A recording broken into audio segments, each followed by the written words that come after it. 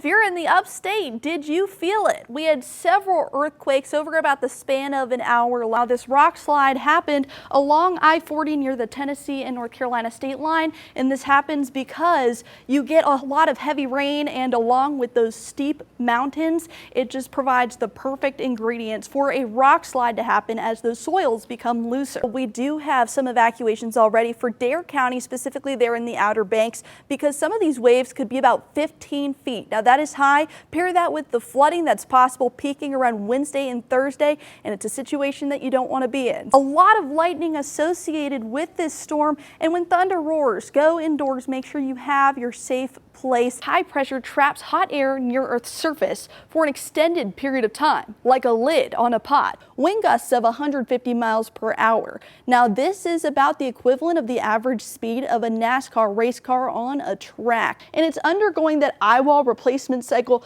That's why the eye is so small. So after this finishes, those winds will expand, and it has a chance to become a Category 4 once again. Duke Energy reports that 8,000 customers within our area are without power. And most of this, according to our storm reports, is due to that wind. How's the weather, Ollie? Good. Is there sun, clouds, rain? There's clouds and sunny. Amazing. Resilience is what binds us all together. And so seeing that, we're able to collaborate like this is really showing the power of our community. Good morning to you. I'm tracking Tropical Storm Chantal, which made landfall around 4 a.m. this morning around Litchfield Beach, South Carolina.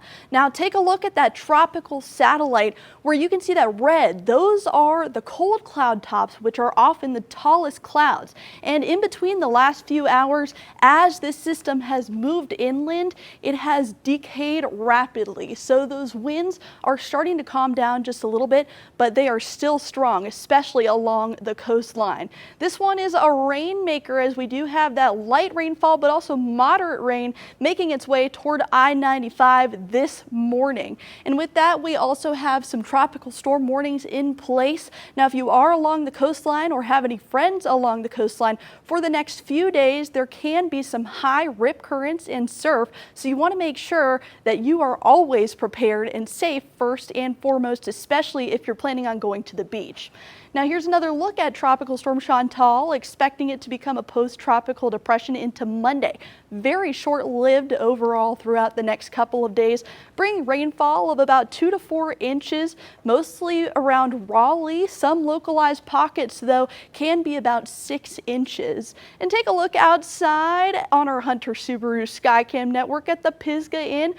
Picture perfect, beautiful day to be outside, especially with those sunny skies. Right now, those temperatures are sitting in the 60s. We've got some 50s and even the 70s there in the upstate for early in the morning. And we're expected to rise into the mid 80s today with sunny skies, but those clouds are going to start to creep in into your afternoon and evening hours. Now with Chantal, we want to make sure that we are prepared. So we are expecting most of those showers and thunderstorms to be along the I-77 corridor, which is east of us. And we have gusts up to 25 miles per hour expected for our area, expecting mostly sunshine. But of course, we could have some breezes, especially around those afternoon hours, calming down into the overnight hours because this is a very quick storm. There is a chance for some potential rainfall, but it's very minuscule, if anything, within our area, as we are on the dry side of the storm here in western North Carolina and the upstate. For your extended forecast,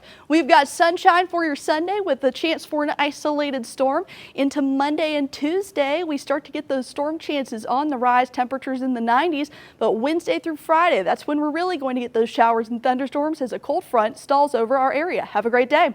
We've had a cool September so far, but we just received our second day above average. We had 82 degrees today. Usually around this time of year, it would be about 79 degrees. So that's how we get that 3 in addition to what we typically see. That average high is around 77.6 degrees so far, which is below the average for the month currently. On our Hunter Subaru Skycam network, no matter where you are, we've got these beautiful views this evening and also some clouds that are starting to make their way into the area. Temperatures are sitting in the 60s there in Newland, and we've got 76 degrees here in Asheville. Greer, 83 degrees, and Greenwood, 84 degrees. Tonight in Asheville, we've got those cloudy skies, but mostly cloudy conditions will stay throughout the nighttime hours. Those temperatures will drop into the 60s by about midnight. And tonight's lows are going to be a cool one. Yet the last few days we've seen below average lows. Now we're going to be a little bit closer toward the normal. Asheville 58 degrees, Hendersonville 59, Greenville 62, 60s as we head further toward the upstate. And for your Monday as you wake up, we've got those 50s rising into the upper 70s, and cloud coverage is going to stay throughout a majority of the day as we toe the line between those partly cloudy and mostly cloudy conditions. The highs tomorrow sitting not only in the 70s, we've still got some 80s, especially for our eastern counties there. Morganton, Marion, and Rutherfordton, 84 degrees for those cities, and also Murphy, 82 degrees is in the forecast, but Asheville, 79 degrees. Now let's talk about that rainfall, because now we've hit 10 days, that's double digits, without any rain here in Asheville. The total so far is only a half an inch of rain, and the normal by this time of year is 1.89. So we're about a fourth of the way of what we should typically see around this time of year. So we do have a bit of abnormally dry conditions, especially around Burnsville, just something to be aware of. But we do have some rain in the forecast throughout this week, a bit of a change from what we've seen the past week. So this low pressure system is going to graze the coastline. Most of that rainfall is going to be concentrated into Monday evening around those eastern communities in North Carolina. And for us, we've just got some cloudy skies and some spotty showers that are going to continue throughout our area. Now let's take a look at the tropics. Now we do have an area of interest with a high chance for development within the next 2 days, 20%, 70% within the next 7 days. But it's currently battling some dry air, as you can see there. The dry air is in orange, so that's going to limit some of that development for the next couple of days. Here's your extended forecast. Sunday, as we've seen, has been an absolutely beautiful day, so make sure to get outside, enjoy those last few hours of the North Carolina Mountain State Fair as well. But into Monday and Tuesday, those clouds start to increase some more. Rain chances increase as well, and then throughout the rest of the week we have those rain chances that are going to continue. Just some spot showers are in the forecast. With the I-40 rock slide and flooding in full focus, the big question now is, will this happen again? According to the North Carolina Geological Survey, much of western North Carolina is in a landslide hazard zone. Along I-40 where the event occurred, the area is defined as a high hazard zone as seen in red. Let's dive into some of the factors that could impact our chances for landslides. Soils around that area are majority silt loam. Cornell University says these have a soil infiltration rate of less than a half inch per hour. Pair that with the heavy pockets of rain, steep slopes in the mountains, and minimal vegetation along these steep slopes, and you get runoff that can lead to flooding, like what we saw near I-40, which can loosen up rocks and soil. So the short answer, yes, this can happen again and is typical for the mountains. You can stay prepared by watching for signs of flooding and listening to emergency alerts. It's midsummer in the mountains, but here in North Carolina, it's beginning to look a lot like Christmas. These trees won't deck the halls for a few more months, but how they're doing now will decide if they do. North Carolina is one of the top Christmas tree producers in the country, second only to Oregon. And when it comes to Fraser firs, no one grows more than this state. Many of them start here, in the mountains of Haywood County. These trees that you see behind me with the pink tags, most of those are 7 to 8 foot trees.